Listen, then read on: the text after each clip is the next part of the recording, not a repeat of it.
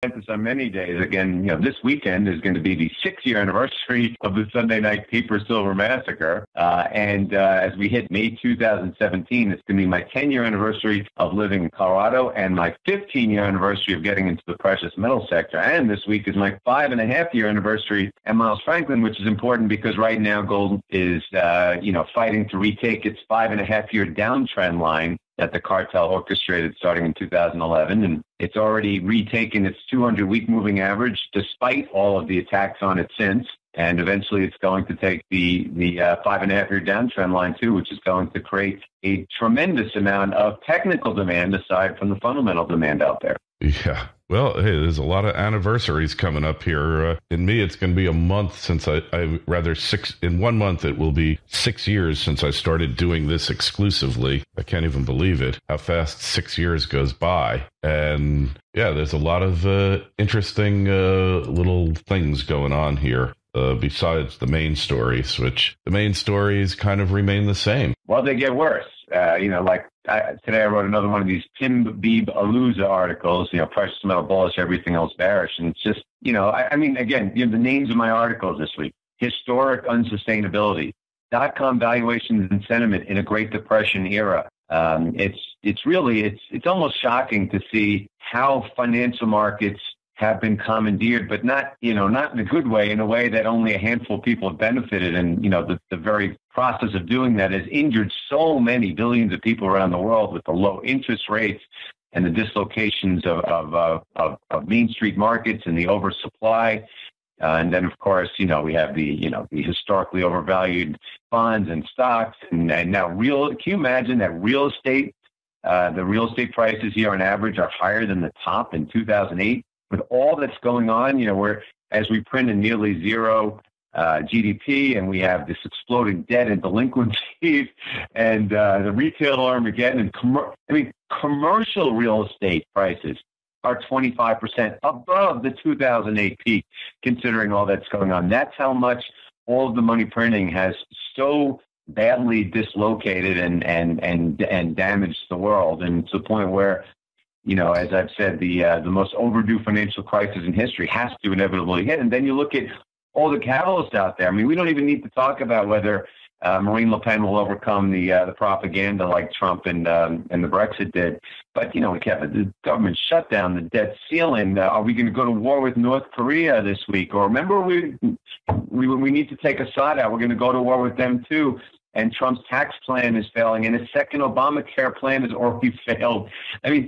And of course, the economic data couldn't be worse. And you go, how could they possibly manage? How could it possibly go on much longer? And we haven't even talked about precious metal prices, which, in my view, are probably the most undervalued they've been on a inflation-adjusted basis relative to supply-demand fundamentals than they've ever been in history. And you look at Barrick Gold's earnings report the other day, just validating what I said all along. We're in a free fall of production for years to come. And demand has never been higher on a global basis. Yeah, well, we've been going over these themes for quite a while. There's nothing that really changes here, except, like you said, that it gets worse. Yeah, that's the beauty of, that's the ugliness of a Ponzi scheme. And people just don't understand when I use the word Ponzi scheme. Some people like to use that. They either don't understand what it means or they just use it for the hyperbole. But what fiat currency is a Ponzi scheme. It's something that's the only way to maintain it is to keep growing it. And once the Fed stops, putting its foot on the gas pedal, everything falls apart. And again, first of all, if anyone says, well, they're raising rates now, well, rates are still sitting near 5,000-year lows, and they barely raised rates. And at the same time, global central banking QE, the overt portion right now, is the highest it's ever been. The ECB and Bank of Japan alone are monetizing $200 billion a month between them right now. And both came out this week and said there's going to be no change in that policy anytime soon. And then, of course, there's all the covert stuff going on, like what the president's working group on capital markets is doing, et cetera. So the fact is, the pedal to the metal hasn't been changed at all. Now you have a president that's begging for a weak dollar and a low interest rate policy because we need it, because we have record debt and we have record spending, not to mention these crazy fiscal spending plans he has. The estimates are that if they ever got done, which they won't, they would add $3 trillion, $5 trillion, $7 trillion to the debt. Because again, this fallacy about lowering taxes is good. Yeah, to an extent, it's good. But when you're a nation that's completely bankrupt and has all this debt and deficits, it's catastrophic in the near term. And so it's almost hard I have to juggle from place to place because I am so 100% confident in the unsustainability of even the greatest financial engineering and market manipulation of all time, which is why holding my physical gold and silver, which are, basically production is declining and we're down near the cost of production. I feel like the downside is essentially nothing, no matter how hard they try. And eventually, the game is going to end for the powers that be because it's an unsustainable Ponzi scheme. Yeah, well, Ponzi scheme it is. And like Bernie Madoff, he's only the latest example. Ponzi schemes were going on before there was a Ponzi, and they will continue long after he is forgotten. And you just have to look and see all these numbers, the power of big numbers, that it gets more unsustainable by the day. Like you said, the debt increasing geometrically, the output of nations either is decreasing or at best static. And perhaps the quantity theory of money isn't always most accurate because things don't happen according to a timetable, if you will. But eventually, currencies, every single one known to man, has failed. And I'm talking about paper currencies, of course. And eventually, this scheme is going to fail as well. All those quantity theories of money and the fractional banking and all that stuff, that stuff works in an environment where, it doesn't work 100%, but generally speaking, it works in an environment where you have not too much debt. But once you pass the point of no return where the debt becomes unpayable, and that's the whole point with like Trump's tax cuts, it doesn't matter what you do at this point. Nothing can save the system. The system is going to default no matter what you try. This is just like, you're in the emergency room doing what are those things, those shock things to try to wake you up. It doesn't work. And so the more that you try, the worse that you're going to make things. And, that's what politicians do. They try, and they fail, and they always make things worse because the only alternative is to do the right thing, and the right thing ends the game immediately. So again, you see what's going on around the world. It's not getting any better. Look at today's GDP number. Again, anytime we talk about these numbers, they're all overstated anyway. The Fed itself was saying it should be 0, and then they report 0.7. But it's still the worst number in 3 years, and it's coming off what, like last quarter, was like the second worst number in 3 years, and all the data is telling us. The delinquencies are. Did you see yesterday? I couldn't believe this article got no press, and this is a tribute to rigged markets. You saw this Canadian lender, Home Capital Group. What happened to them, right? I've been a little bit out of the loop because I've been traveling. Okay. So tell me. Okay, Home Capital Group is the Countrywide Credit of Canada, okay?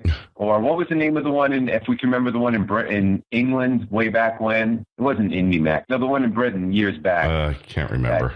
Yeah. But there was one in England that went first, and then eventually Countrywide Credit and WAMU here. This company, Home Capital Group in Toronto, is the Countrywide Credit of Canada, and they basically collapsed. The stock yesterday or 2 days ago went from, I think, 18 to 6, and it's down from its high of like 50-something 2 years ago because they needed emergency liquidity because of all the bad loans. They're an underwriter, all the bad debt, all that. I'm not even sure exactly the details. And they were bailed out, if you could believe this. The government of Canada, the government of Toronto actually bailed it out with pension money. They took the Ontario Healthcare Pension Workers Fund and gave them money, just gave it to these guys. It's not going to save them. It's just going to stave it off. But the point is, the biggest bubbles in the world are crashing, and Canadian real estate is a pretty big one. Right in front of our eyes crashing, no one cares. It's certainly going to care for people trying to get a mortgage, for people who are trying to pay mortgage, and the impact.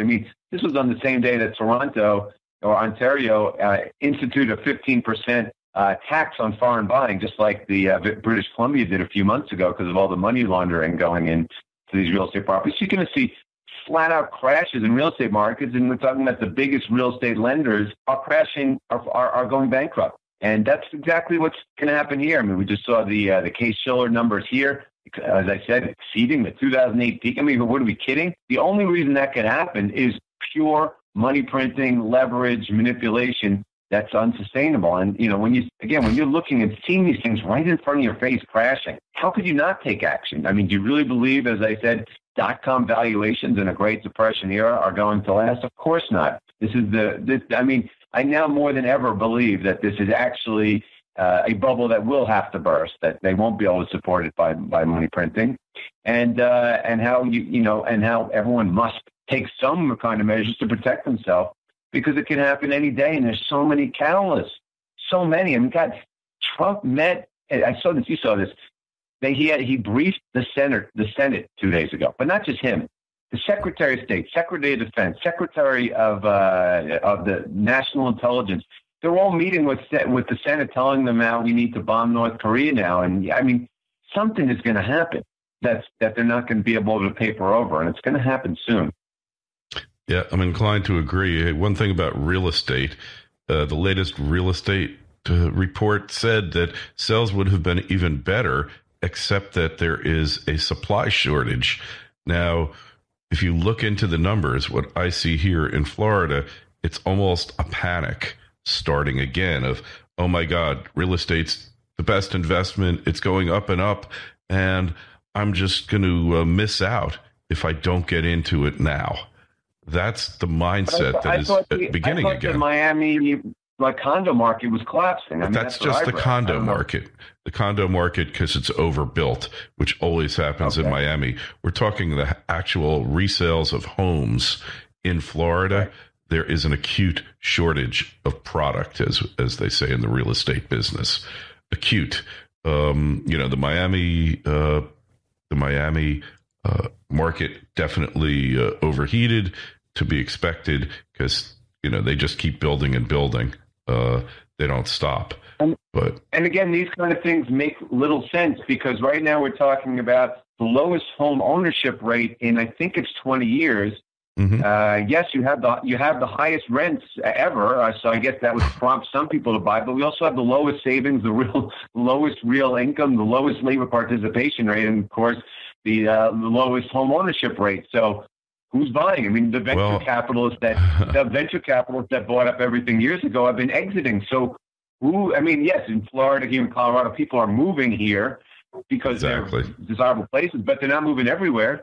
No, but what I see here is that the leverage again has gotten out of control. Heard of an instance, and I don't think this is unusual by any stretch. A guy bought a $600,000 house and he put down 5%. That's $30,000. So people are levering up again. That's all. It's just a case of over leveraging. Well, look, I mean, the one thing that makes sense on that is, we talked about how the 1% has not participated in this PPT orchestrated rally for a decade, because one, they lost their shirt in 2000, and then anyone who was still around lost their shirt in 2008. But what I did see the other day, and that was part of what I was writing about this week, is, Schwab noted that all of a sudden the amount of brokerage accounts opening is like the fastest since the peak in 2000.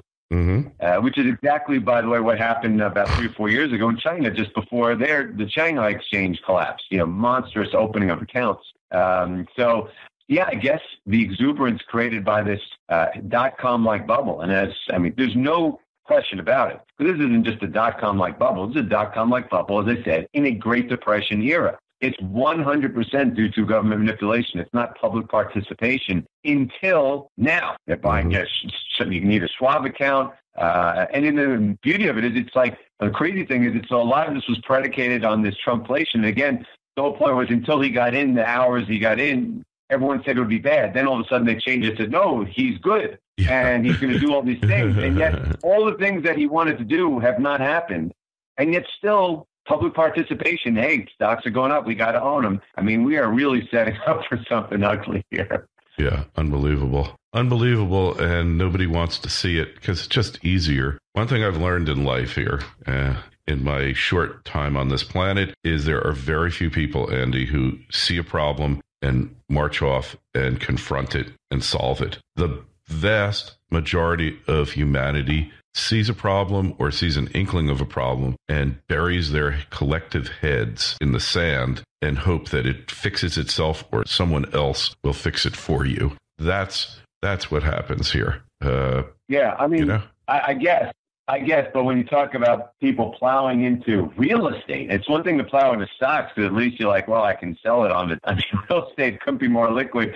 And we just came through the worst real estate collapse ever. And now the fundamentals are no better. I mean, we didn't even talk about the demographics that are going to be damaging to real estate in this country and most of the Western world for coming years. But I mean, if people are simply piggybacking on, the public is now piggybacking on to the easy money, even though I wasn't really aware that they were able to get access to that money. Yes, I know Fannie Mae just created this crazy mortgage application where you don't have to say your student loans or credit cards. But great. There's a lot of dislocations between what we're talking about here and what should be happening. So obviously something is going to have to give. Yeah, something has got to give, and the question is, what is going to give? And what's going to give first, right? I mean, that's really it. What will give first? Yeah, and it will be something. And I just don't know what at this point. But, when you're talking about such unbelievable, unsustainable trends in financial markets relative to, I mean, again, we're talking about a free fall in precious metal production on a worldwide basis. Free fall. We know the inventories are down to nothing. There's tightness in the wholesale markets. Even, you look at the COMEX numbers, there's almost nothing there. Gold in most, I'm just using gold in most currencies is at or near an all-time high. So we know the demand is there. The Chinese imports are off the chart.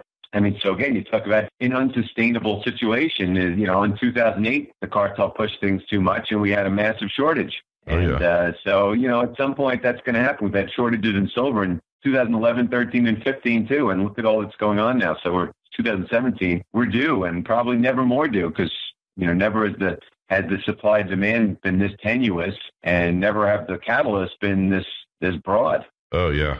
Yeah. This is a unique time in history. It's all happening now. And you need to be prepared. So in preparation, go over to Andy's site, milesfranklin.com, sign up for his daily missive and his frequent audio blogs. Come over to financialsurvivalnetwork.com, sign up for our newsletter. Hey, any questions or comments for Andy or myself, email us at kl@kerrylutz, kl@kerrylutz.com. And the Twitter feeds at Kerry Lutz and the Facebook page is Financial Survival Network. Andy, we will resume the discourse a week from today at the same time. Looking forward to it.